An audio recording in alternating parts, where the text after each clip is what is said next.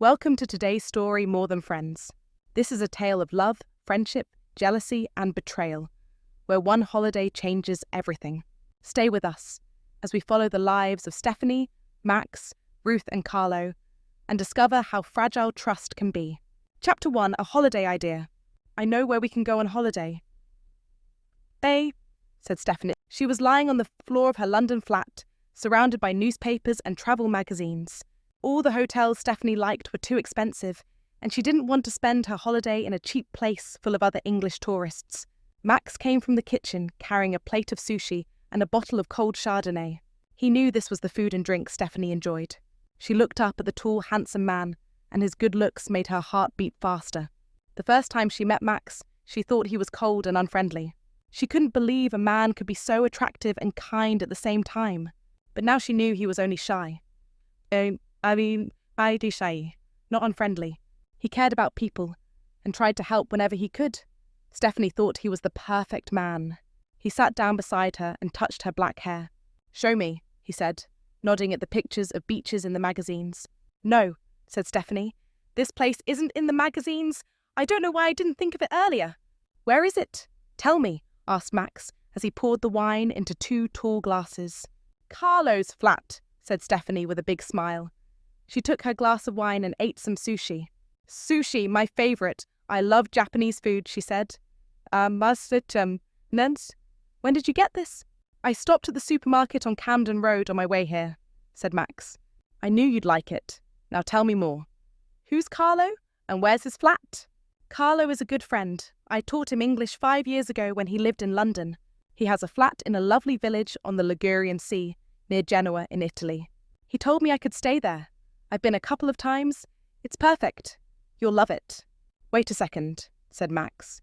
"That was 5 years ago. Are you sure he still wants you to use his flat?" "Oh, yes, I'm certain. Carlo is very kind. The flat is empty most of the year because he only goes there on some weekends." Well, Max wasn't sure about Italians or Italian men. He didn't know if they were really good at being just friends with women. It would be hard for any man to be only a friend to Stephany. She was very attractive. He watched her as she walked into the kitchen. She was just as beautiful as the night he first met her at the Jazz Cafe in Camden. They had been dating for 2 months now. Max had had many girlfriends before, but this time he wanted something serious. That was easier said than done. Some women cared too much about their work. Others only wanted to have fun. Some were too serious, while others weren't serious enough. Stephany seemed just right. She was intelligent and hard-working. She taught languages and took her job seriously. But she also liked to have fun. She enjoyed parties, clubs, and sports. She swam a lot and was very strong. Max didn't enjoy sports. He disliked exercise. He worked as an architect and preferred looking at buildings and art. But he liked that they were different, and this made him love her more. "I'm so glad I remembered Carlo," Stephany said, sitting down next to Max again. "We'll have a wonderful time. I love you, Max." It was the first time she had said it. Even though they had been together for 2 months, she had never told him she loved him before. Max pulled her close. "I love you too," he said. They kissed. Then Stephany began describing the village where Carlo's flat was. "It's by the sea on the northwest coast of Italy near Genoa. The houses are built on the hills and painted in many colours. The countryside is full of places where they grow fruit and vegetables. It's so beautiful, Max, and there are great restaurants with fresh fish, pasta, or pizza." "It's starting to sound wonderful," said Max. "We can walk, swim, and go water skiing." "Hey, slow down," said Max. "I can't water ski." "Well, at least we can enjoy the food." Max put his arm around her. He thought she was lovely when she spoke like this. "All right, call Carlo," he said, "but not until later." Then he kissed her again. Chapter 2, In Genoa. Some things never really disappear. You think they are finished. You go on with your life and tell yourself, "I'll never see that person again, so I don't need to worry anymore." You have children. You go to work and return home. You shop for food and cook proper meals for the family. You look after your husband. You buy him trousers, shirts, and ties. You sleep with him when he wants to and stay silent when he doesn't. Sometimes you disagree, thinking he should spend more time with the children. You know he works hard, but you also know how difficult the children can be when he comes home. You put them to bed yourself, even after a long day of your own, after the shopping and the cooking. You feel tired too. This was Ruth's life. Ruth had first met Carlo in Italy while she was working in a restaurant. They married, and she left her own country to live with him in Italy. They had 2 children and lived for a while in the flat by the sea. Later, Ruth wanted to move to a larger house in town. The main reason was Carlo's family. His parents lived next door, his uncle, aunt, and cousins lived across the street, and his grandmother lived above his parents. It seemed the whole village was part of Carlo's family. Ruth could never escape them. They were always watching her. They told her how to cook, what fruit to buy, and even where to hang the washing. But Ruth just wanted to be alone with Carlo, and she began to dislike his family. She needed to leave.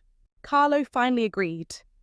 He bought a house in Genoa because he loved Ruth and wanted her to be happy. They kept the seaside flat for weekends and summer holidays. One Friday evening, the phone rang. The children were asleep and Carlo was still at work. Pronto, Ruth answered, as Italians do. Hello, hello. At first, Ruth thought it was one of her English friends. That didn't happen often, and she felt surprised and pleased. Hi, Miss... Say, Ruth, it's Stephany. Stephany? Stephany? For a few seconds, Ruth couldn't remember who she was. Stephany, Ruth said at last. Hi, said Stephany. Hi, how are you? We're fine, said Ruth. How many children do you have now? Asked Stephany. 2. More than enough, I sub to remember bum. Yes, I think you're wonderful. Wonderful? Why? Mum, Baz, Ruth said. Oh, looking after children. It's such hard work, I know. Lots of my friends are doing it. You don't have children yourself? Ruth asked. If Stephany had children, she would have felt safer. She remembered the last time Stephany visited Carlo, and it had not been a good time. Me? No, not yet, said Stephany. There was a silence. Ruth didn't know what to say. At last, Stephany said, I really wanted to ask if the flat might be free in 2 weeks. Oh no, Ruth thought, what should she say? If she said it wasn't free, that would be a lie, and if Carlo found out, he would be angry. She could say she needed to check with him, but she didn't want Stephany to think Carlo made all the decisions. So she said in a polite, friendly voice, Yes, I believe it is. Are you coming to Italy? Would you like to use the flat? Podcast side did you see your sign the well? Yes, if that's all right, asked Stephany. Of course it's fine, said Ruth, though it wasn't true. It would be great. You know Carlo always said you could stay there whenever you like. So the plan was made. Ruth put the phone down with a heavy heart. Stephany was back in their lives. Chapter 3, A True Friend. In London, Stephany put the phone down. Well, she thinks it's fine. I'm so fine, she called across the flat. Max came out of the bathroom, drying his dark hair. Who's she? Carlo's wife, Ruth. Oh, said Max. He was glad to know Carlo was married. Great, he said, sitting on the sofa. I'll book the plane tickets. He pulled Stephany into his arms. A shower makes me feel better. Now I can rest. It's been a long week. But Stephany couldn't rest. She stood up. Something in Ruth's voice had left her feeling uneasy. I'm a bit worried. I don't really know Ruth. Maybe it isn't a good moment for them, Stephany said. Oh, let's not think about it now, Max replied. It's late and I'm tired. Let's go to bed. Okay, Stephany agreed, but that night she slept badly. The next evening, while Max was in the kitchen preparing dinner, the phone rang. Hello, Issy? Hello, Stephany answered. Her name turned. Hi, Stephany, it's Carlo. Carlo, hello, Max watched her. She looked delighted. It's lovely to hear your voice, she said. Ruth says you want to stay in the flat, said Carlo. Yes, if that's possible. Of course you can. Are you coming alone? No, I've met someone. His name's Max. He's very nice. Stephany looked at Max and smiled. Well then, we'll see you in a couple of weeks. How are you, Carlo? Stephany asked. So, up and down. We always worry about money, and my wife is angry because I work too much. But if I don't work, we have no money. Is Ruth working too? Yes, she says she never stops. She's with the children in the day and works in a restaurant at night. But don't worry about us. You just come and enjoy your holiday. It'll be great to see you. Yes, I hope we can all meet for dinner. Of course, I'll see you then. Bye, Carlo, and thank you. Stephany turned to Max. I knew it would be fine once I spoke to Carlo, she said. He's such a good friend. He's really happy we're coming. Shouldn't we offer some money for the flat? Max asked. No, said Stephany quickly. Carlo would be offended. Chapter 4. I don't trust Stephany. Who are you talking to? Asked Ruth, coming into the sitting room once the children were finally asleep. Stephany, Carlo replied. Why does Stephany want our flat for her holiday? Why can't she book a hotel or something? Ruth asked. You know I promised Stephany she could use the flat. It was before I met you. I can't suddenly change my mind just because we're married. I just think it's unnecessary to give someone my home. But the flat isn't your home, said Carlo. You didn't want to live there, remember? You didn't like the village. You wanted a bigger house. This is your home, not the flat. The flat is empty, and it's better if someone uses it. You never asked me how I felt about it, Ruth said. She knew she sounded childish, but she couldn't stop herself. I didn't know you when I made the promise, Carlo explained. I can't suddenly tell her she can't have it. If I promise something, I like to keep it. Ruth knew this was true. It was one of the reasons she loved Carlo. He was always honest, and when he said he would do something, he did it. She was often surprised that Carlo had chosen to marry her. She didn't think she was very attractive, not like the Italian women he knew. She even hated her red hair. Carlo always told her he didn't like women just for their looks or clothes. One thing I like about British women, he said, is they don't worry too much about fashion, not like Italian women. Carlo admired many things about Britain, the humour, the green countryside, the people, even the food and weather. The only reason he stayed in Italy was his good job as a surveyor. But Stephany was British, and she was attractive as well. Ruth felt jealous. She didn't argue with Carlo anymore. She went to bed.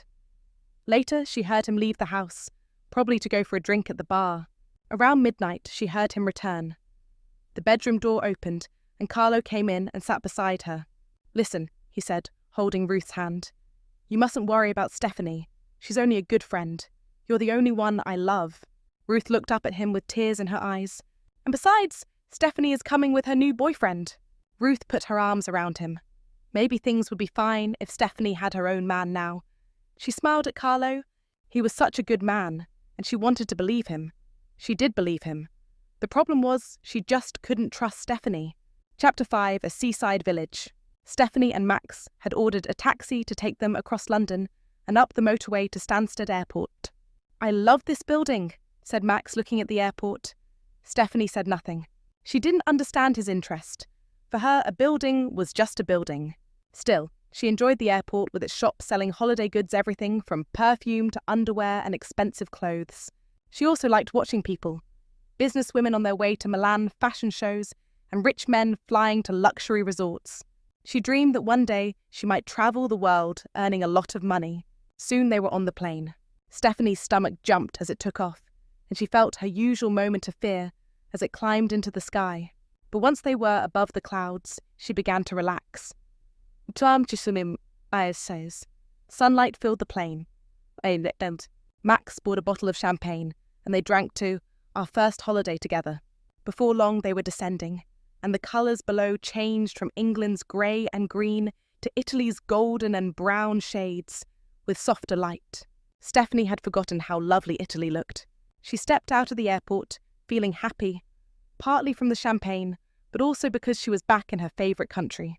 From Genoa, they took a train along the coast. How do I ask for a sandwich? Max asked when a man selling drinks stopped by them. Just ask for a panino, Stephany said. She spoke Italian well, and it seemed strange to her that Max couldn't speak any. They drank coffee and ate sandwiches as the train moved through tunnels, past beautiful houses, green trees, and the bright blue sea. It's the next stop, I think, said Stephany. They gathered their bags. As they stepped off the train, a familiar smell greeted her, the smell of the sea mixed with pizza. They walked a short way back to reach the village. Bright colours welcomed them. Pink and orange houses, red flowers, and boats painted blue and green. Great, shouted Max, and Stephany knew she had chosen well for their holiday.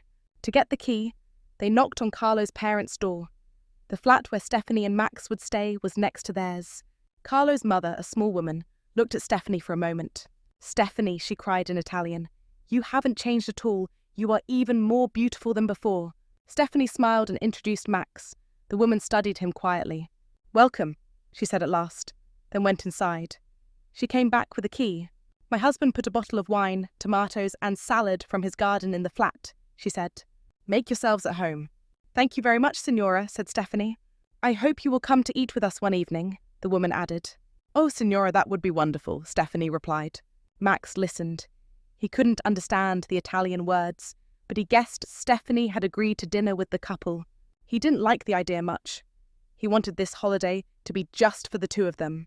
Stephany continued speaking warmly to Carlo's mother, as if she were the most important person in the world. "Has Carlo been here recently?" Stephany asked. "He came at the weekend and told me you were coming," said the Signora. "He asked Ruth to prepare the flat for you." "And how is Ruth?" Stephany asked softly. "So-so," the woman replied. Her expression showed she wasn't fond of her daughter-in-law. "She is always busy. I never see my grandchildren anymore." "Oh dear," said Stephany. "I'm sure they love being with you." The woman smiled.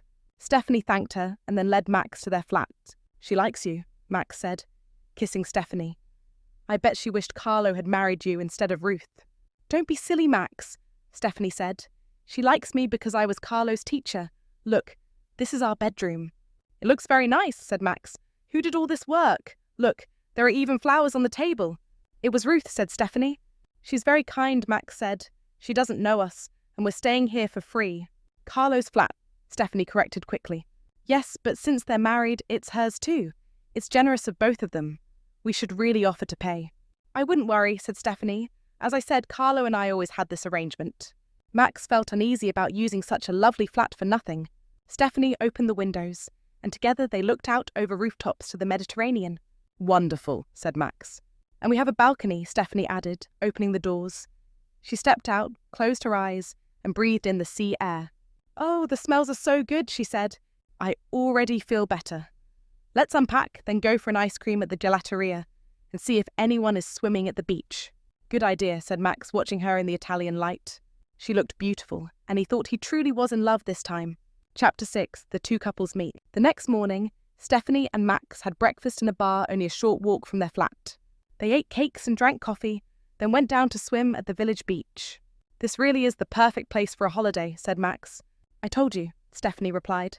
"And if we had paid for somewhere like this, it would have cost a fortune," Max said. But Stephany was already changing into her bikini and didn't answer. "Let's swim," she shouted, before Max realized she was in the water, swimming out to sea. The water was blue, clear, and deep. Max, however, stayed near the shore. He didn't like swimming in water he didn't know. Some local boys were diving from the rocks. They looked strong and healthy, as though they spent every day in the sun swimming and diving. Max looked at his pale English skin and felt self-conscious. Stephany swam easily, like a fish. Soon she had climbed the high rocks.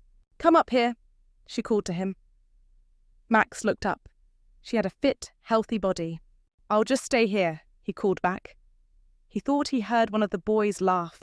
He watched Stephany dive gracefully into the water, then swim back to him and take his hand. "You're scared to dive," she teased. "Come on, I want to see you dive." "No," said Max. "I'm hungry. Let's go and get lunch. I noticed one of those bars served large pasta dishes." "That's the trattoria, the restaurant," said Stephany. "Yes, good idea. I'm starving after all that swimming." Soon they were dressed and sitting in the trattoria. People were ordering huge meals, even though it was only 1 o'clock. "People eat a lot at lunchtime here," said Max. "We've forgotten how to eat properly in England," said Stephany. "Italians love their food. Just think, at home we just have a sandwich.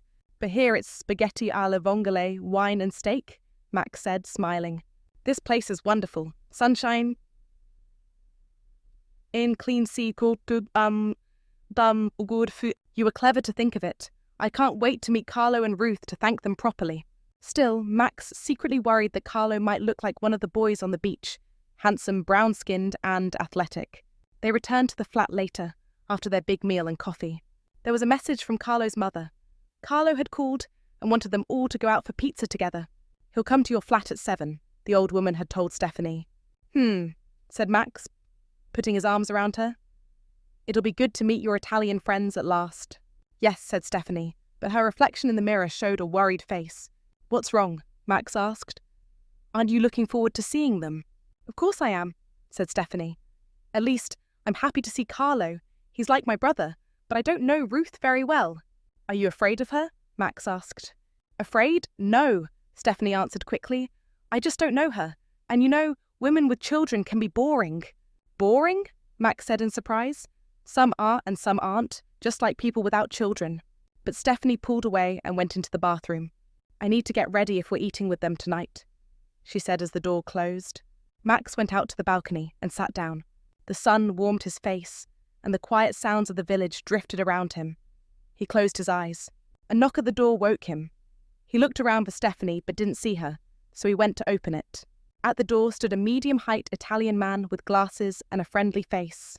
He wore a white shirt, trousers, and had a pullover around his shoulders. Beside him was a small, red-haired woman holding a baby, with a little child clinging to her legs. "Ciao," said the man. "I'm Carlo. This is my wife, Ruth. You must be Max." Max smiled and shook his hand. Well, thought Max, I don't need to worry about Carlo being more handsome than me. I think I look better. Carlo seemed kind, but he didn't look like the boys on the beach. He looked like a family man who ate too much pasta and didn't do much exercise. As the family came in, the bathroom door opened. Stephany stepped out, looking more attractive than Max had ever seen her. She wore a short black dress, high black shoes, and her skin glowed from the sun. Her hair shone and her makeup made her look beautiful. Max watched as she crossed the room, kissed Carlo on both cheeks, and held his hand. He wondered how Ruth felt. The baby started crying, and Ruth went to the bedroom to feed it. Shall we go to the bar? Stephany asked, enjoying the attention from both men. Wait, said Max. Ruth is feeding the baby, remember? Oh, she can join us later, said Stephany. Feeding might take a long time. Why don't we have a drink here while we wait? Max suggested. He didn't know much about babies, but he guessed it must be hard for Ruth to be left out. Okay, said Carlo. I hope you like it here. While you're in my flat, it's your home. Yes, said Max. That's very kind, thank you. Carlo looked at Stephany as he said, I always told her she could use my flat any time, and since you're her friend, you're welcome too. Stephany smiled at him. Soon Ruth came back. She looked pale and tired beside Stephany. Her cotton skirt and yellow t-shirt creased from sitting on the bed. Would you like a drink? Max asked, and she smiled. Come on, said Carlo. Let's go. We'll have a drink at the bar. And he led them all to the door. Chapter's a difficult dinner. Can you please watch Thomas? Ruth asked Carlo as they sat down at a table in a bar. The little boy had run off and was throwing salt on the floor. Relax, Carlo told her. Max could see Ruth getting upset. She stood up, holding the baby, went after Thomas, and pulled him back to the table. He needs someone to watch him, she said angrily to Carlo. But Carlo was busy talking with Stephany. Max watched them laugh together. Stephany turned to him. Last time I came here, Carlo taught me to water ski, she said brightly. Max started to feel annoyed. Stephany knew he couldn't water ski. Was she trying to make him jealous? Or perhaps she was trying to make Ruth jealous. She seemed to be doing a good job. Carlo! Ruth shouted suddenly. Thomas had run out of the restaurant and down the street. You know my mother offered to look after him, Carlo said. I want Thomas to eat with us, Ruth replied. Then relax and let him play, Carlo said. Just then the baby began crying. Ruth stood up. I think I'll go home if you don't mind, she said. I can't take care of Thomas and the baby in a restaurant with no help. Her face was red, and she looked close to tears. No one moved as she picked up the baby and took Thomas by the hand. Max began to feel very angry. Why didn't Carlo help Ruth? And why didn't Stephany understand how Ruth must feel? Don't go, Max said to Ruth. I'll take Thomas for a walk until his food comes. We'll go and see the boats, won't we, Thomas? The boy looked at him for a moment and then reached out his hand. Thank you, Max, Ruth said, smiling. She seemed calmer. You have your drink? Max said. I'll be back soon. He walked down the narrow street with Thomas's small hand in his. They reached the beach where men were putting a boat into the water. Thomas stood watching. Even though he must have seen it many times before, he looked fascinated. Do you like boats? Max asked. He wasn't sure what to say to children. Si, Thomas replied, then spoke more Italian. How amazing, Max thought, that such a young child could understand English but answer in Italian. And I can't understand a word he says except si. The boy spoke more Italian. Max only smiled. Thomas studied him, then seemed to realize Max only knew English. Let's see the fish, he said in English. Yes, let's, Max said, smiling it. They walked by the water. Some fishermen were unloading silver fish from their boat. A small crowd had gathered to watch. Max and Thomas enjoyed themselves so much that they almost forgot the time. When they returned to the restaurant, Max felt proud that the little boy had trusted him. He hoped Stephany had noticed. If he couldn't water ski, at least he could show her he would make a good father. He's a lovely boy, Max said to Carlo. When he's not being bad. Carlo answered, kissing the child. Max sat down. The baby was asleep, and Ruth was drinking beer. Things felt calmer. They began talking about ordinary, everyday things. "What do you do, Max?" asked Carlo. "I'm an architect," Max replied. "That's interesting. I work with many architects," Carlo said. "I'm a surveyor." Stephany tried to speak with Ruth, but Ruth gave short answers. Thomas was now playing with Luigi, the waiter, who was making paper hats for him. Luigi laughed and clearly enjoyed playing with the child. "It must be hard with 2 children," Stephany said. "It is," Ruth admitted. "In some ways, it's harder living in Italy." "But Italians love children," Stephany said. "Look at the waiter with Thomas. In England, people don't like children in restaurants." She didn't add that she understood why. "Yes, they're wonderful with him," Ruth said. "But without your own family here, it's hard. There aren't many places for mothers and children to meet." "You've got Carlo's family," said Stephany. "They're lovely. I love his mother. We get on so well." Ruth replied. "It's a bit different when you live here." "I'd love to live here," Stephany said. "It's so beautiful, the sea, the sun, the people. You're very lucky." Ruth looked at her. She has no idea what it's really like, Ruth thought. How can she call me lucky when she has a good job, a handsome boyfriend, and her freedom? And she's so attractive. Carlo probably loved her once. Maybe he still does. But she said nothing. "I've got an idea," Carlo said suddenly as Luigi cleared the plates. "Tomorrow night, there's a festival up in the mountains. A special village celebration with food, wine, and dancing. It'll be fun, won't it, Ruth? We went last year and had a great time." "Yes," Ruth agreed. "Oh, it sounds wonderful," Stephany said to Max. But Max stayed quiet. He wasn't sure if he would spend any evening of this holiday alone with Stephany. Chapter 8, Far from the Truth. Max woke during the night, feeling sick. By morning, he felt so ill that he couldn't get out of bed. "Wouldn't you feel better if you got up and came for a swim?" Stephany asked. She was a little annoyed that Max was ill. It seemed so typical of the English to get sick in another country. "No, I wouldn't," Max answered. All he wanted was to sleep. "Well, I'll go and have breakfast in the bar. Then maybe a swim," Stephany said. "You're not much of a nurse," Max said weakly. "That's because I'm not a nurse," Stephany replied. This wasn't what she had come on holiday for. She wanted fun, but instead she had only seen Max's weaknesses. He couldn't speak Italian. He couldn't water ski or dive or do the things Italian men enjoyed. And now he was sick, leaving her to spend the day alone. She left him in the darkened room and went to the bar. The waiter brought her a cappuccino. "Aren't you Carlo's friend?" he asked as he set down the cup. Stephany looked at him. She recognized him from the night before and then realized she had met him on her last visit too. "Yes, I am," she said. "Sorry, I don't remember your name." "I'm Luigi," he said. "Carlo is one of my oldest friends. We all went out together one night, about 2 years ago. Do you remember?" Stephany's face turned red. She remembered that night very well, but she hadn't thought anyone else would. "Carlo liked you a lot," Luigi said. "We thought he was going to leave his wife and marry you." Stephany stared at him. She couldn't tell if he was just being friendly or if he meant something more. What exactly did he know? What did he really think? "And his mother liked you too," Luigi added with a smile. He put his hand into his pocket to find change for her coffee. "And now you've got a holiday flat for free. People pay a lot to stay here for even 1 week," he said. What did he mean? Stephany suddenly felt hot. Was he suggesting she had slept with Carlo so she could use the flat? That wasn't true. She had had a short affair with Carlo the last time she was here, but he had offered her the use of the flat long before that happened. She had hoped no one knew and that only Carlo remembered, but Luigi's words made her very uncomfortable. She left the bar and walked along the beach, deep in thought. She found a quiet spot, sat in the sun for a while, then dived into the sea. But she couldn't relax. She felt guilty because some of what Luigi had said was partly true. She thought back to what happened 2 years earlier. She remembered how happy Carlo and Ruth had looked together, and how she had feared losing Carlo as a friend. She had thought she was more interesting than Ruth. Even though she had never really found Carlo attractive before, suddenly she wanted him because he was married. She remembered going out one evening with Carlo's friends, including Luigi. They had gone to a place called Bianca Beach, while Ruth stayed at home. She recalled how they had dived from the rocks and swum in the dark water. Then she and Carlo had found themselves alone, or at least they thought so.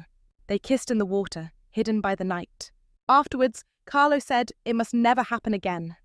He loved Ruth, he said, and he didn't want to lose her. He promised he would always be Stephany's friend, but nothing more. We'll go on as if nothing happened, Carlo told her. And Stephany, secretly pleased that he found her attractive, agreed. She told herself it was simple, but in reality it was far from the truth. Chapter 9 on Bianca Beach. Max was still unwell that evening. When Carlo came to take them to the festival, Ruth was not with him. Thomas isn't feeling well either, he told Stephany. So Ruth said she would stay and look after him. So, it's just you and me? Stephany said. Maybe we should forget it? Carlo replied. Stephany had been waiting for this evening. With Max sick, she had spent a boring day alone, and Luigi, the waiter's words, were still in her head. She thought this might be a good chance to talk to Carlo privately, though she wasn't sure how to start. How could she say, Luigi thinks I slept with you to get your flat, but that's not true. She didn't know how to begin. Come on, she said. Why don't we go? Just the two of us? I need to get out. Max has been sick all day. Carlo looked at her. He found her very attractive, though he wished he didn't. He worried about being alone with her. His mother had often said he should have married Stephany instead of Ruth, but Stephany had never shown interest until 2 years ago, by which time he was already married to Ruth, whom he loved deeply. They had been close friends until then, so perhaps they could just be friends again. Well, yes, we could go, Carlo said uncertainly. Good, Stephany answered. Max was still asleep when they left. They drove up through the mountains, with trees on both sides. From the bends in the road, they could see the dark blue sea below. I was thinking, Stephany said, instead of the festival, could we go to that lovely beach? Which one? Asked Carlo. The one with white sand and pine trees? I think it's called Bianca Beach. We went there last time I visited. Carlo didn't reply at once. Memories returned. They drove in silence for a few minutes before he spoke. All right, he said. Are you okay? Stephany asked. You're very quiet. I was just thinking how things change, he said. Now I'm a married man with children. I don't often find myself alone with a woman. I'm not going to bite you, Stephany laughed. But somewhere deep inside, Carlo feared that was exactly what might happen. They soon arrived at the beach. Carlo stopped the car and got out. He walked around to open Stephany's door. She stepped out. With the waves, the pale sand and the wind in the trees, the beach looked beautiful. Stephany, he said, that night 2 years ago was a mistake. Stephany looked at him. So he's been thinking about it too, she thought. I know, she said. We can still be friends, can't we? She asked. I'm not sure, Carlo replied. The problem is, Ruth isn't happy about you using the flat. Stephany studied him. She could see how much he loved Ruth, but jealousy stirred inside her. Surely she was more attractive to him than Ruth. But you're fine with it, aren't you? She asked softly. Before you married Ruth, you wanted me to come here often. Things are different now, he said, then fell silent. He couldn't tell Stephany she couldn't come anymore. He hated breaking promises. Stephany raised her hand to his cheek and touched it. Soon her hand slid to his neck. Against his will, he felt himself drawn to her again. Life had been hard with Ruth, always tired from caring for the children. Now, being alone with Stephany, he couldn't resist. Stephany sensed him respond as she touched him. She thought briefly of Max, sick in bed, basement, and of Ruth at home with the children. She thought of Luigi in the bar, but none of it seemed to matter anymore. She kissed Carlo fiercely, and they tore off each other's clothes. They fell on the sand, still warm from the sun, and lay together as the moon rose. Much later, as they drove back to the village, Carlo breathed heavily. No one must ever know, he said. No one will. It's just something that happened, that's all. Only you and I know. Carlo felt miserable. He never wanted to keep secrets from Ruth, but if he wished to keep her, he realized, he would have to hide the truth. Chapter 10 In Love with Two People. The next morning, Max got up before Stephany. She woke to hear him moving around the room. I feel much better, he said, looking at her. I've already been for a walk and bought breakfast. I'll make some more coffee. She lay there, smelling the coffee and feeling the warm sun on her face through the window. If yesterday hadn't happened, this could have been the holiday she wanted. But yesterday had happened, and now she didn't know what to think. Carlo loved Ruth, he had said so, and he would never leave her or the children. But he had always liked Stephany too. She looked at Max as he handed her a cup of coffee. He looked very handsome that morning, stronger now that he felt better. He seemed more like the Max she had first fallen for. Perhaps it was possible to be in love with two people at once. Here's your coffee, he said, kissing her cheek. How was last night? Did you enjoy it? It was okay, Stephany said. She had decided not to tell Max that Ruth hadn't been there, unless he asked directly. It was easier to keep things simple. "Did I miss anything?" Max asked. "No," Stephany said, putting her arms around him. "Nothing. But I missed you." Max smiled. He really felt he was going to enjoy the rest of the holiday. "How about taking the train to town? There's a market today," Max said. "I could buy some fresh food and cook a good dinner tonight. There are also some interesting churches I'd like to see." Stephany, who wanted to spend the day sunbathing and swimming, wasn't keen. "Why don't you go on your own?" she suggested. "It'll be good for your Italian. I feel like lying in the sun with my book. We'll meet later at the beach." "Oh, all right," Max said. "I just hope I'll manage without you there." "Of course you will," Stephany told him. "Take the dictionary and use your hands a lot." So Stephany went to the beach and Max took the train to town. He was proud he knew the Italian word for ticket, biglietto, but at the market he forgot the word for courgettes. He tried to point to some, but there weren't any. He tried to describe them, but the seller didn't understand, and people in the queue grew impatient. "They're called zucchini," said a voice behind him. Max turned and saw Ruth with Thomas holding her hand and the baby in a pram. "Oh, thank goodness you were there," said Max.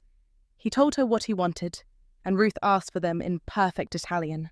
"How was last night?" Max asked as they left the stall. "Last night?" Ruth looked puzzled. "The festival you, Carlo, and Stephany went while I was in bed." Ruth stared at him. Didn't he know she hadn't gone?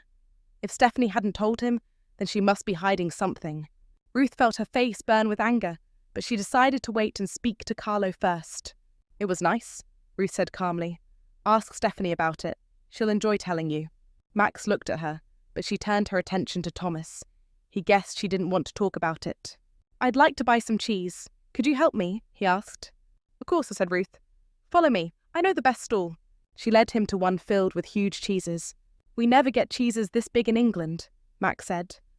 "At home, everything is cut small and wrapped in plastic." "Oh yes," Ruth agreed. "That's one thing I love about Italy food is real food here." They bought some dolce latte and pecorino. "And now fruit," said Max. Ruth helped him choose peaches and grapes. Then they wandered together for a while. "Look at that church," Max said. "I'd like to go inside, would you?" "Yes," said Ruth. "There are some paintings you might enjoy." They went in, but it was hard to look closely with Thomas and the baby. "It's nice to see art and architecture with someone else," Max said. "Stephany isn't interested. She prefers sports, while I prefer art. But I like our differences. What about you and Carlo?" Ruth stayed quiet. She didn't want to talk about Carlo now. She was too busy thinking about Stephany. She wasn't sure if her suspicions were right, and if she said anything, Max would think she was jealous. After all, Stephany was far more attractive than she was. "Would you like a coffee?" Max asked, feeling sorry for her. Ma'am. She looked so tired. "That would be lovely," she said, then turned to Thomas. "Would you like an ice cream?" "Si," he shouted, running in circles. They found a cafe in the sun and sat outside. Max played with Thomas, making him laugh. "He likes you," Ruth said, laughing. "Have you and Stephany thought about children?" "We haven't been together long," Max said. "We haven't talked about it. I don't think she wants children yet. She loves her work and her freedom." "And you?" Ruth asked. "Well, I like children. I've enjoyed playing with Thomas, but it's a big step. I'm not sure I'm ready." "I understand," Ruth said. "It's harder than we thought. We never get time alone anymore." "How did you and Carlo meet? Were you already in Italy?" Max asked. "Yes, I was working in a restaurant. Carlo came often. He loves everything English. He's an Anglophile. He was one of the few who spoke English. Stephany taught him." "They never went out together?" Max asked. "No," said Ruth, pausing. "Stephany says they were just friends," Max said. "They were," Ruth answered. "When I met Carlo, he told me Stephany had taught him English and helped him in London. In return, he said she could use the flat whenever she liked. He's very kind." Max nodded. "It's generous. He could make money from tourists instead." "Carlo isn't like that," Ruth said with a smile. "He doesn't do things for money. He does them because they feel right. That's what I love about him." Max looked at her as she smiled. She really loves Carlo, he thought. "So Stephany and Carlo were never more than friends?" Max asked again. He thought Ruth would know if anyone did. "No," Ruth said, keeping her eyes down. She was telling the truth, but she also thought things weren't so simple. She couldn't tell Max she didn't trust Stephany. "Thanks for the coffee, Max. I must go. I need to get home. Ruth called Thomas, put the baby in the pram, and took Thomas's hand. She waved as she left, and Max noticed the sadness on her face. Poor woman, he thought. She looks so tired. She doesn't seem happy here, even though it's such a beautiful place. Now that Ruth had told him Carlo and Stephany had only ever been friends, Max felt much better. He could finally enjoy the holiday, and he would start at once. On the train back, he thought about the nice dinner he would cook, with a bottle of good wine, and about being alone with his new girlfriend at last. Chapter 11, The Perfect Holiday. Max returned to the flat after his trip to town and began preparing food for dinner. He wanted everything to be just right for Stephany now. He felt they had hardly been alone together since leaving England, and being alone was the whole reason for the holiday. He put some wine in the fridge, picked up his swimming things, and walked down the quiet street. The smell of cooking came from the houses on either side, and Max smiled. This place was wonderful. Every colour seemed brighter than in England, every sound sharper, every smell richer. Suddenly, he felt full of warmth toward everything and everyone. Carlo and Ruth were such kind people, he thought. He was glad to have 2 new friends. But right now, what he wanted most was time alone with Stephany. Max found her asleep, lying on her front in a sunny corner of the beach. The clear water was only a few meters away. It was early afternoon, and the beach was almost empty. Most people were eating large lunches in restaurants or resting indoors away from the heat. Seeing Stephany sleeping peacefully in the sun, Max thought how much he loved her. He had never felt like this before. He walked quietly across the sand and sat beside her. She didn't stir. He touched her back. Her skin felt hot, and he thought she might be burning. Gently, he laid a towel over her back, then lay down next to her. He put his arm around her shoulders and kissed her cheek. Her eyes opened, and she looked at him for a moment before smiling. "Hello, darling." Darling, she said. "Hello, goose." "Beautiful," Max replied, as her system sighed. She turned onto her side and laid her head on his chest. This is a perfect holiday, he thought. A lovely village, the sea, sunshine, a beautiful woman, and a good meal waiting for them tonight. Later in the afternoon, they swam in the clear sea. From the water, they looked back at the colourful village on the hill. "This is the best holiday place," Max said. "You were so clever to think of it." "I know," Stephany answered, smiling. Smiling. Now that she had rested, she felt better. She was starting to forget about the night before. No one needed to know what had happened. She wanted to enjoy her time with Max. "Let's come here every year," Max said as they swam back. "We'll get to know the locals, and everyone will welcome us back." Stephany laughed. "You're too romantic," she said. "I know, but Carlo said you could use the flat whenever you like, so let's take advantage of it." Stephany murmured, then dived under the water and pulled his feet. "You can't catch me," she shouted when she surfaced, swimming quickly away. She reached the beach, far ahead of Max. "Well, what do you think?" he asked, when he finally joined her and took her hand. "About what? About spending more holidays together?" "I think we should enjoy this one first," she said. Max worried that he was asking too much. Maybe Stephany wasn't ready to get serious. "By the way," Max said, "I met Ruth in town." Stephany looked up sharply. Had Ruth told him she hadn't gone to the festival? But Max continued. "Poor woman. She always looks so tired. Staying up late last night didn't help." Stephany was relieved Ruth hadn't told him the truth, but she also felt uneasy. What exactly did Ruth know? "Come on," she said quickly, changing the subject. "Let's get dressed." By the time they walked up the path toward the hill, the air had cooled. "Let's go for a drink in the bar," Max suggested. Stephany hesitated. She didn't want to see Luigi. She was afraid of what he might say in front of Max. "How about walking to the next village and finding a bar there instead?" "Good idea," Max said. "There's a little church there I want to see. Ruth told me about it this morning." It was a beautiful walk, with wide views of the blue sea below and small white boats sailing in the distance. They climbed steps to the village and arrived in a pretty square. On one side was a small church, which Max went inside to see. Stephany found a table outside a bar and sat watching people pass by. She admired the Italian women's clothes, they dressed so well. As she watched, she thought about Luigi. Yesterday he had seemed to want to cause her trouble. She didn't want more problems on this holiday. She was glad they had chosen a different bar. Max soon came out of the church and joined her. "It's amazing," he said. "This little unknown church is full of beautiful paintings. In England, they'd be in a museum, but here they're left in their original place. Stephany reached over and took his hand. She thought he was very clever. They drank together. "What time is it?" Max asked. "I need to start cooking, or there'll be no dinner tonight." Stephany suddenly realized her watch was missing. "That's strange," she said. "I hope I didn't lose it while swimming this afternoon." "Oh no," said Max. "We'd better look for it on the way home." They walked back, checking for the watch, but couldn't find it. "Never mind," said Stephany. "Maybe it's in the flat. I don't remember putting it on today." Max put his arm around her. "I'm making you a wonderful meal tonight," he said. "Then let's go to bed early. We'll worry about your watch tomorrow." Stephany replied, and that was exactly what they did. Chapter 12, A Bad Argument. Life was not easy for Ruth at this time. She still had to work in the restaurant to help pay the bills. Her days were filled with cooking for the children, looking after the baby, and reading stories to Thomas. It was tiring and sometimes boring too. She wished she had more friends with children nearby. She wished she got along better with Carlo's parents. Most of all, she wished Carlo could find a job in England so she could live closer to her own family. But that wasn't possible now. At 5 o'clock that day, she gave Thomas his tea and then bathed him. She was changing her clothes for work when Carlo came home.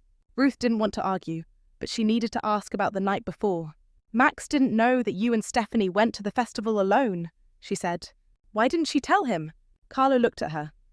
"I don't know," he said. "How do you know she didn't tell him?" "I met Max in town today, and he thought I was there last night," Ruth replied. "Maybe they haven't had time to talk," Carlo suggested. Ruth looked at him closely. "Carlo, I want the truth. Is Stephany trying to hide something?" Ruth tried to stay calm. She didn't want to get jealous or angry. She wanted to believe him. After all, he had told her Max was ill last night. If he had something to hide, he wouldn't have said that. She knew Carlo wasn't the kind of man to go with other women, unless someone pushed him. And Stephany, Ruth thought, was the kind of woman who might push. "Let's not start this again," Carlo said. He was afraid Ruth already knew in her heart what had happened. He didn't want her to discover the truth. "But I don't understand," Ruth insisted.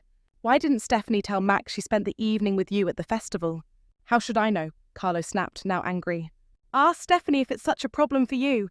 "Ask Stephany?" Ruth shouted. "I don't want to ask Stephany. I don't ever want to speak to that woman again." "You're just jealous of her," Carlo shouted back, furious. "You've always been jealous of her." "Yes, I have, because you were in love with her," Ruth cried. Carlo's voice dropped. "I've got too many problems already to talk about this. I hate it when you get jealous." Before she realized, Ruth had picked up a cup and thrown it hard at him. Carlo moved his head quickly and it flew past his ear. "Careful," he shouted as Ruth stormed out of the house. When she was gone, Carlo sat in his chair for a long time, staring at the carpet. He wished Stephany had never come back to Italy, and that he hadn't spent last evening with her. Why had he done it? Now he was truly afraid Ruth would leave him. Much later, Ruth returned from her work at the restaurant. "I'm sorry," she said. She had had time to think and realized she had been foolish. Carlo and Stephany had always been close friends. She had to trust him. Carlo smiled and held her in his arms. "I'm sorry too," he said. "I'm just so tired lately. But if it helps," he added, "I won't let Stephany use the flat again. It seems to upset you too much, and I want you to be happy." "It makes me sound awful," Ruth said. "But I just don't like Stephany, and I don't trust her. I can't explain why." Carlo buried his face in her hair. He felt like crying. He wanted to confess everything. But if he did, Ruth might leave him, and he couldn't face that. Ruth felt safe in Carlo's strong arms and went to bed feeling calmer. But she knew she would only be truly happy once Stephany was back in England. There was something about that woman that always left Ruth uneasy. Chapter 13, An Unwanted Invitation. For Stephany and Max, the next 2 days were wonderful. They swam, enjoyed good food, and went for walks. Max visited more churches and buildings. Stephany wasn't interested in those, so he often went alone while she sat in cafes reading her book. One day they went shopping in Genoa. Stephany bought shoes and a new red dress, while Max bought a smart jacket. "Italy is such a wonderful country," Max said. "Great food, beautiful buildings, and fantastic clothes too." He was enjoying the holiday more than he had ever expected. On their last afternoon, Max said, "This flat almost feels like home. It's as if we've always lived here." He didn't say it directly, but he was thinking they should move in together when they returned to England. He was waiting for the right moment to ask. Stephany was beginning to think the same. The more she knew Max, the more intelligent and handsome he seemed. He might not be a strong swimmer or know how to water ski, but he knew so much about architecture and art. The days passed quickly. They hadn't seen Carlo or Ruth again, and Stephany began to relax. No one would ever know about her night with Carlo, she thought. In fact, she rather liked remembering it, and she imagined future times when she and Carlo might meet again. She enjoyed the thought of having a serious relationship with Max, a secret lover in Carlo, and a beautiful flat in Italy. Max never asked about the festival night, and Carlo hadn't phoned. Stephany thought he understood it was best not to see each other now. On their final day in the village, Max planned to take Stephany to an expensive restaurant he had noticed near the beach. It seemed the perfect place to ask her to live with him once they were back in England. He was sure that with a sunset, a sea view, and good food and wine, she couldn't say no. But that evening there was a knock at the door. It was Carlo's mother inviting them for dinner.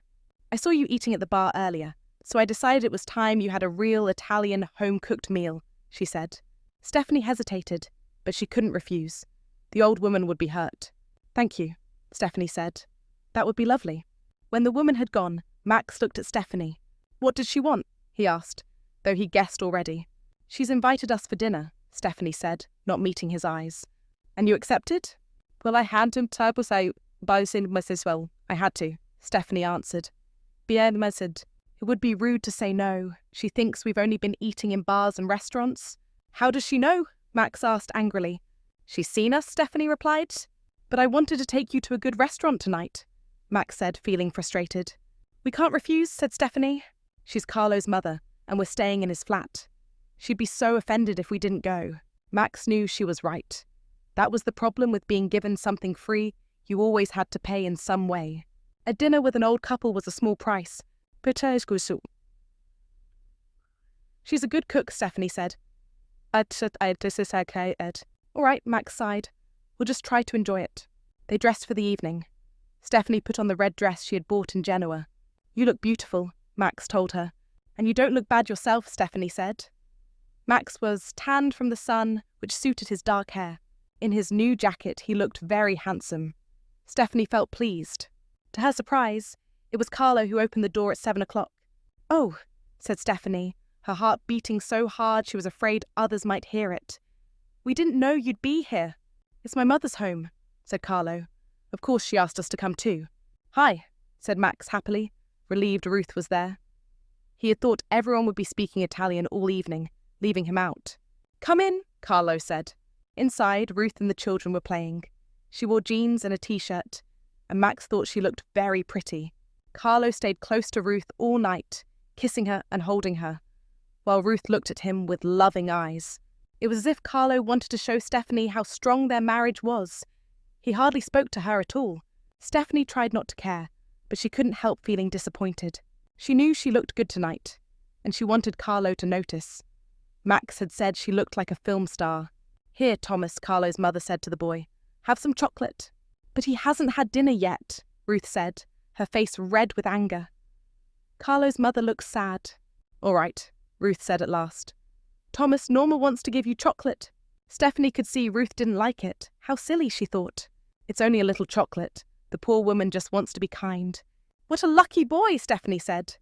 Carlo's mother smiled at her, but Ruth gave Stephany an angry look. Stephany didn't notice. "Let's eat," said Carlo's mother, and they all sat down. "You're a strong swimmer," Carlo's father said to Stephany as they ate fresh pasta. She looked at him, surprised. She hadn't known he had watched her. "And you dive very well too," he laughed. "Just like one of the Italian boys." "Doesn't Max dive?" Carlo's mother asked. Goodness, thought Stephany. They've seen everything we've done since we arrived. How we swim, where we eat. What else do they know? Chapter 14, back in the bar. After dinner, Carlo suggested they go for coffee at the bar. He wanted to leave the flat. His mother and Ruth never got along well, and it was worse now with Stephany there. His mother seemed to like Stephany more and more, and Carlo knew that was hard for Ruth to watch. "Thank you so much for a lovely meal," Stephany said, kissing Carlo's mother on both cheeks. "It's nothing, my beautiful," said the Signora. But Stephany noticed she didn't say goodbye to Ruth. The two couples walked down the narrow street to the bar, Thomas running ahead, while Carlo carried the baby. Carlo and Ruth looked like the perfect pair that night. Seeing Carlo for the first time since their evening together, Stephany realized she still wanted him. But he never looked at her. They sat around a table in the bar, and Luigi came to take their orders. Luigi seemed different tonight. He was cheerful and amusing with Carlo, friendly to Ruth, and he played happily with Thomas. At last Carlo said, "Well, we must go." With his arm around Ruth, he added, "We probably won't see you again. You're leaving tomorrow, aren't you? So goodbye." That's strange, Stephany thought. It sounds like he's saying farewell for good. What does he mean by "we won't see you again"? Carlo shook Max's hand. "It's been good meeting you," he said. "And you," Max replied. "Thank you so much for the flat. Of course, I should thank Stephany too, for being your friend in the first place." Stephany looked away. "I hope we'll meet again one day. Perhaps you could all visit us in England." A silence followed. "One day maybe," said Carlo. Then they all kissed goodbye, and Carlo and Ruth disappeared up the street. "Let's have one more drink," Max said to Stephany. "I feel like staying out late tonight. We've hardly had time alone this holiday." "Okay," Stephany agreed. She no longer worried about Luigi, since he had been so friendly that evening. She ordered a hot chocolate and Max a brandy. They sat outside at a table. A light wind blew through the street, even knocking over some empty bottles on their table. "The weather's changing," said Max. People moved inside the bar to escape the light rain. Waves crashed against the rocks below. "I was thinking," Max said, taking Stephany's hand across the table. "It's been such a wonderful week. We've got along so well, even better than in London. How would you feel about moving in together when we go back?" Stephany looked at him. She was still thinking about Carlo's parting words, but suddenly she felt glad to have Max. After all, he was more handsome than Carlo. "Oh, Max," she said, kissing him. "I've been thinking the same." Just then Luigi came to collect their glasses. He stopped, his hands full, and spoke in English. "I expected to see you at the festival the other night. Where were you?" Max laughed. "I was ill in bed, but Stephany was there with Carlo and Ruth." "No, Baisamo," Luigi said, staring at Stephany. "Basatande." "They weren't there. I looked all evening for Carlo, and he wasn't there. And when I asked Ruth, she said she stayed home with Thomas." Max turned to Stephany. "Where were you? I never asked what you did that evening." "Oh," said Stephany quickly. "Carlo and I decided not to go. We thought it wouldn't be fun without you and Ruth. By the way," Luigi added, "I found this on Bianca Beach." He handed Stephany her watch. "I picked it up Wednesday morning," Luigi said. "Well, goodbye." He walked away looking very satisfied. "Bianca Beach?" Max asked, uneasy. "Have we been to Bianca Beach?" He knew they hadn't, but asked anyway. "I don't like that waiter," Stephany said angrily. "He has a bad look about him. Come on, let's go." "Wait," Max said. "If you and Carlo weren't at the festival, and Ruth wasn't with you, then you must have been at Bianca Beach. Why didn't you tell me?" Stephany felt frightened. She looked up at Max, trying to think of an answer. "I hope it's not what I'm thinking," Max said, his jealousy rising. You and Carlo, I can't believe this." "Max," Stephany said nervously. She knew he wouldn't let it go if he found out the truth. "Don't start being jealous."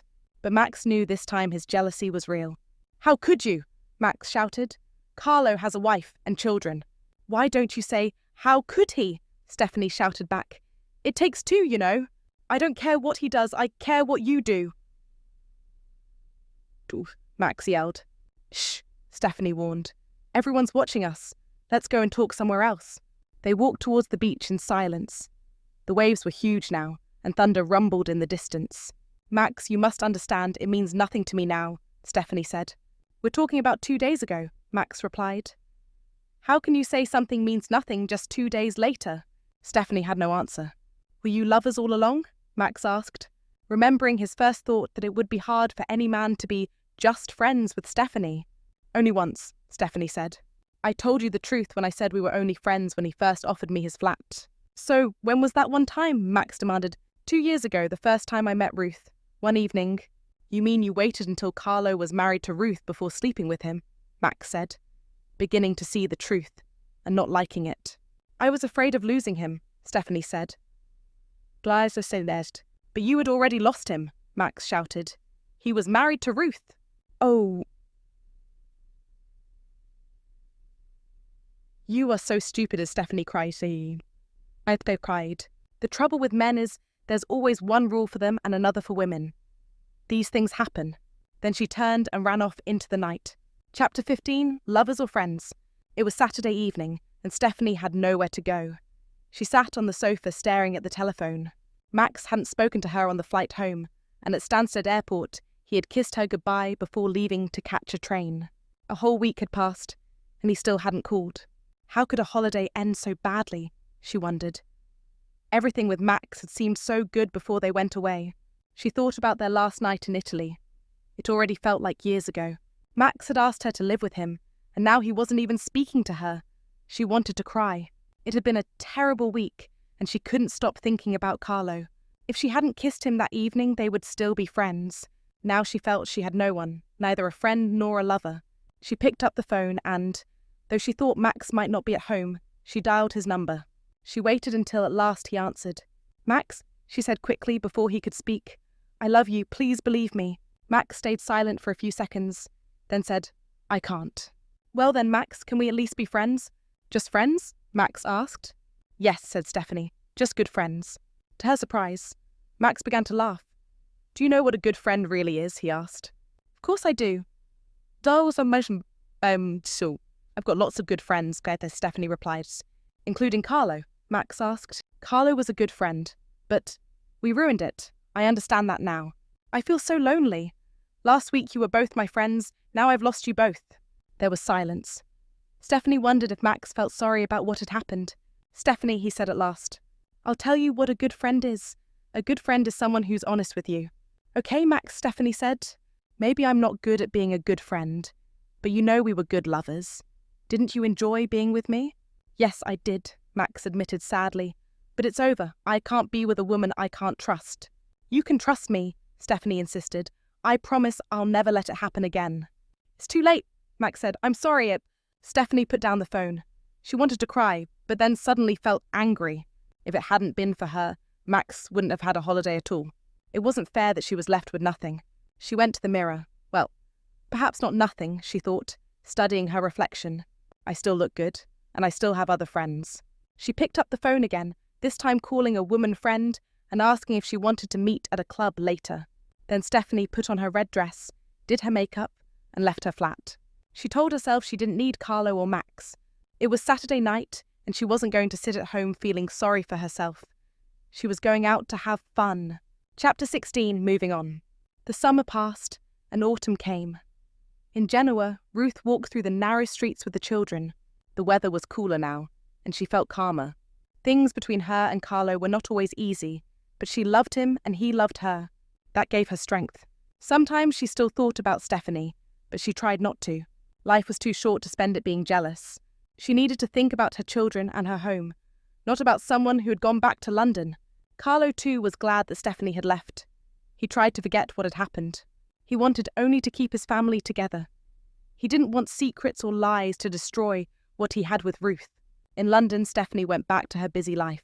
She went out with friends, worked hard, and wore her new red dress often. Sometimes she thought of Max, sometimes of Carlo. But she always told herself she was still young, still attractive, and there would always be other men. Max worked long hours on his buildings and projects. He didn't phone Stephany again. He knew he couldn't trust her, and trust was important to him. But sometimes he thought of her, and sometimes he wished things had been different. Life moved on for all of them. They had been lovers, and they had been friends. But some friendships, once broken, could never be repaired. Thank you for listening to More Than Friends. If you enjoyed this story, don't forget to like, share, and subscribe for more emotional English stories. Your support helps us bring more stories to life. See you in the next one.